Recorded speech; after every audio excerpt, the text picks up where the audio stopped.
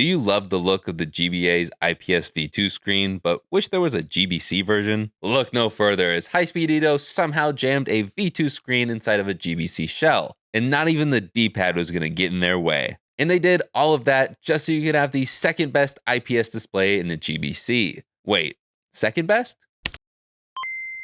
Yes, you heard me right. I think that this is better than all the other IPS kits besides the Q5. While the V2 has better colors and contrast than most of the competition, the Q5 displays are in a league of their own, especially when it comes to peak brightness. The V2 kit is still a fine choice, but as much as I love it, I don't think it's a good choice for the GBC. It's identical to the GBA version in every way, but the sheer size of the panel makes it annoying to install without grabbing a pre-trimmed shell to go with it. You would have to trim so much off just to fit it in, including part of the D-pad. And when you see the mod kit still labels the screen controls as L and R, you can tell it's just a lazy port. So if you solder it the way I did, select in B lowers the brightness, select in A raises the brightness, and pressing all three will change the color palette. But don't worry, there are still touchpads for those who don't want to solder. So at that point, any of the kits with a Q5 display are a no-brainer to me. And while I think the screen is inferior, if you want to use an original shell with no trimming, the drop-in display is the only way to go. But nevertheless, I will still gladly teach you how to install this V2 display into your GBC. So you can grab a kit from one of the links down below, then you can meet me back here for the tutorial. We need to take this apart, so let's get out our tri-wing screwdriver, our handy dandy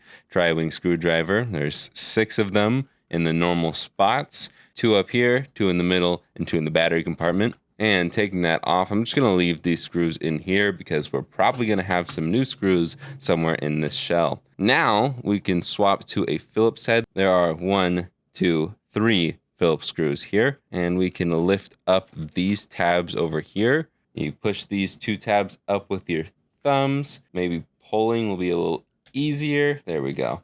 And then I like to take my screwdriver and pull it out like that. And then we can pull the motherboard out by the cart slot, and oh my gosh, everything is cleaned and ready. This is why this Game Boy Color is staying with me and not being sold, because I was having some issues with the D-pad, so I tried some solder on it. People say that's really bad to do because it'll oxidize faster than the gold. Well, it was already pretty oxidized and dying anyways, so I don't really see the problem with doing it. But either way, here's everything that the shell comes with, and in here is our mod kit. We're going to start with just the screen. I'm going to put that down, and we're going to peel our insulating film. The most important part to cover, this bottom part and this side here, because that's where our motherboard is going to go. Let's actually start with some soldering first. Now, this is completely optional. So hey, look at me in the eyes.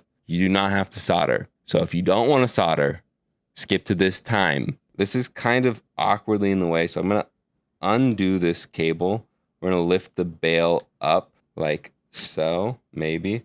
Get your fingernail in there, and then you're going to lift it up and towards you if your board is in this position, away from the ribbon cable, and you can just pull that out.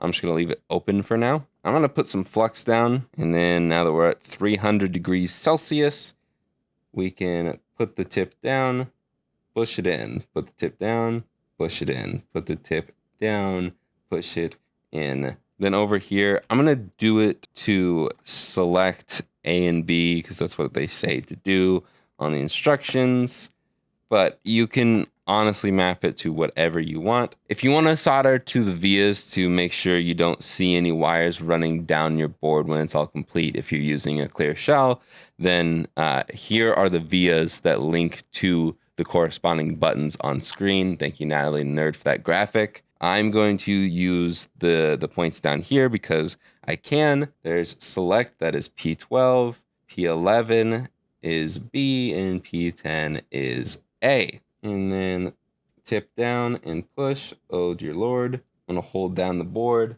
as we tip down and push and tip down. And I don't need to push because I have a lot of solder on my tip. We can get the wires out. I'm going to use my tweezers. Just make it a little easier. There's select, there's B, there's A. I also like to give a little tug on the wires to make sure that they are soldered. So I'm going to put the board at the top, towards the top. And I'm just going to grab the corresponding wire. I'll do B to L because it's on the left. B will be our L, A will be our R, and select will be our select. And now we're actually completely done with soldering. Welcome back, you non-solderers. Now would honestly be the time to clean up your board if you haven't already. Do any trimming that you might want to do. I like to trim the cart slot pins just because they can poke, especially with this one. This screen is going to extend way past here, so it might poke through the protective layer that we put on the boards. They are pretty pokey, so I trim them with flush cutters. We can put this connector together. It'll be like this, and it'll go in like a Lego piece. Be very careful though. If it's not going in, just readjust, because guess what? It only goes in one way, and they're very fragile. Actually, I think you can put it in the wrong way. You definitely want to put it in just like this. There we go. If you did solder like me and you took this out, then now's the time you are going to want to put the ribbon cable back in and then lock that connector down. It is not labeled, but this is meant to go over the top of this board, and that will insulate it from anything else. It does not stick very well because you have all sorts of wires and bumps all over this. So apparently they don't do a cutout for the double-sided tape to keep the screen in. So we get to cut it ourselves. That'll be plenty. Honestly, just that much would be plenty. Everything is peeled. Future Jake here. Put your IR cover in before you stick your screen down. And we're gonna flip this over like this. I'm gonna peel this peel. There's a lot of peels to peel. And then I'm gonna push this all the way up against the top and make sure it's lined up in the middle here. And then if your insulating film fell off like it did for me. All right, for you non-solderers and solderers alike, if you would also like the touch pads, you can peel the white pieces off and you can stick them wherever you will remember to press down on. One of these is for brightness. From here, you can put your buttons and membranes in. A is on the outside, B is on the inside. I'm gonna put our power switch off to the side. An optional step if you have some Kapton tape, which I highly recommend if you're gonna do a lot of these, you can cover up the cart slot pins, which would also lock down your wires so they don't go over any buttons. We're just gonna flip this over, install our speaker. It only slots in one way, and then it should maybe not have an audible click, but there it is. It will click into place. Screw it down. Be careful not to touch your screen with your fingers because we do not have a screen lens currently on the screen. And if you don't remember from earlier, this is where our 3 Phillips screws go. Once those 3 screws are in, I like to back it off just a quarter turn.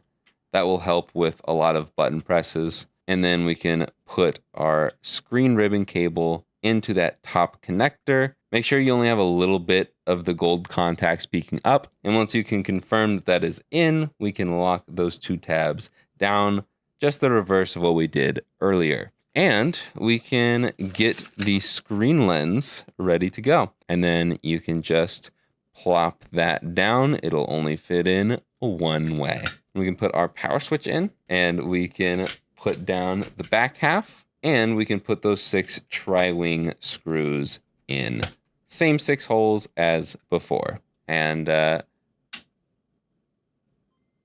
you've got to be kidding me. All I had to do was go back in and reseat the ribbon cables. This small connector can be a little finicky sometimes, but if it has a nice click when you put it in, you're probably good to go. If you still need a little more help with installing this, you can leave a comment down below, or you can join the Discord server. We have an entire help section that all of us will pitch in with, or you could even watch the extended cut of the tutorial on my second channel. All of those links will be down below, as well as links to the mod kit. But that's really it. All there's left to do is like, subscribe, and I will see you guys in the next one.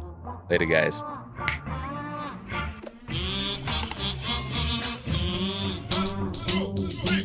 My gut feeling. Whoa.